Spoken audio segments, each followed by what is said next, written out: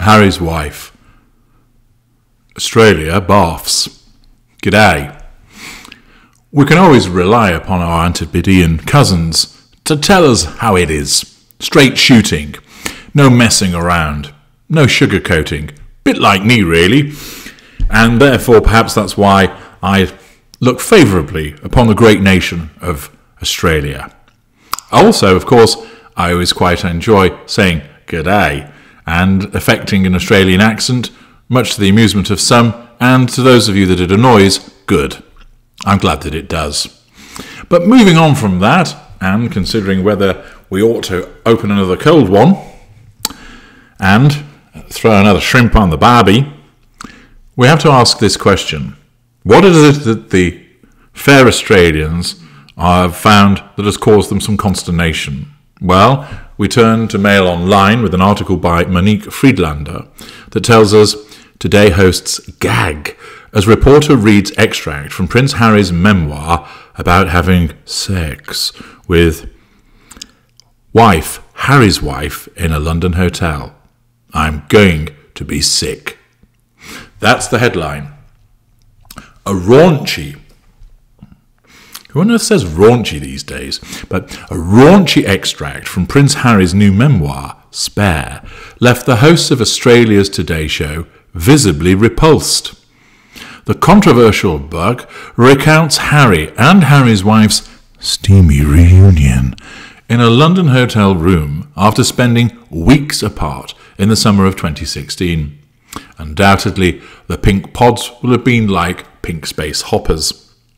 Co-anchors Brooke Boney and Alex Cullen gagged as they listened to reporter Lara Vella read the cringeworthy passage aloud on air. I knocked and suspended breathing while I waited. Right, let's just stop there. Nobody says I suspended breathing. You might say I held my breath or I stopped breathing. And most of the time you only do that when you're holding your breath underwater or somebody has filled the room with something noxious. But to say I suspended breathing, it's a bit Mills and Boon again, isn't it? I knocked and suspended breathing while I waited. The door flew open. That smile, that rictus grin of a praying mantis knowing that it's feeding time, no doubt. Vella began, quoting Harry's account of the tryst. Her hair was partly covering her eyes. Her arms were reaching for me. She pulled me inside and thanked her friend in one fluid motion, then slammed the door quickly before anyone saw. The cameras cut to Boney and Cullen wincing with second-hand embarrassment. Vella pushed on. I want to say we hung a do not disturb sign on the door, but I don't think there was enough time. Why is that, Harry? Was it the old double pump and dump? Boney squealed and recoiled in horror at Harry's racy revelation as Cullen blurted out, Is this a Mills and Boon novel? Is this R-rated? Whoa. Composing herself, Boney added, in the audiobook he reads that, so imagine him saying that in his voice in your ear. You're driving along in the car, maybe going for a walk with the dog, and Harry's saying that, she continued before lurching forward and gagging. You're pulling over for that bit, Cullen suggested, as Boney added, I think I'm going to be sick. The Duke of Sussex's headline-grabbing autobiography offers a trove of controversial revelations about his wilder years, including admissions about his past drug use and mental health battle.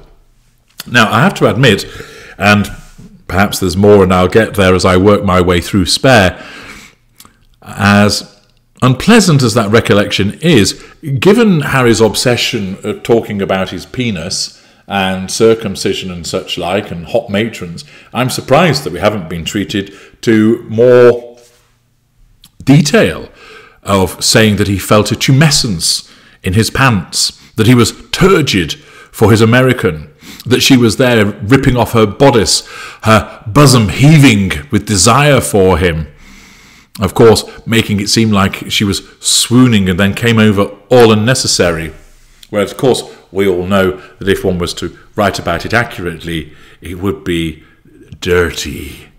It would be the assertion of control by the utilisation of the spicy poontang, and the old Randy Ginge with his balls full as you like, being very easy to manipulate as a consequence of her doling out the spicy poontang, because back then in 2016 he was still in the golden period. Indeed, it may not have actually been a primary source at that juncture. He may well have been the candidate, intimate partner, secondary source, with the consequence that she was going hell for leather for the purposes of drawing him in and getting him under control. Hence, he was always being treated well, that he was always being given plenty of spicy poontang, that she would be complimentary to him and flattering him, etc. But it's unsurprising that the Australians find this unpleasant to have to listen to. Once again, it demonstrates the ridiculous way. No man would write in such terms about the way that we're going on.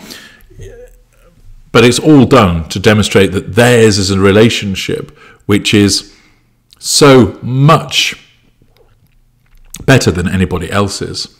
And of course, that they're having this steamy reunion, and that it's very much making it sound like it has come from the copies, a copy of Mills and Boon. Once again, this recollection of this history is done to portray them as this amazing couple who are just utterly and so in love. He is.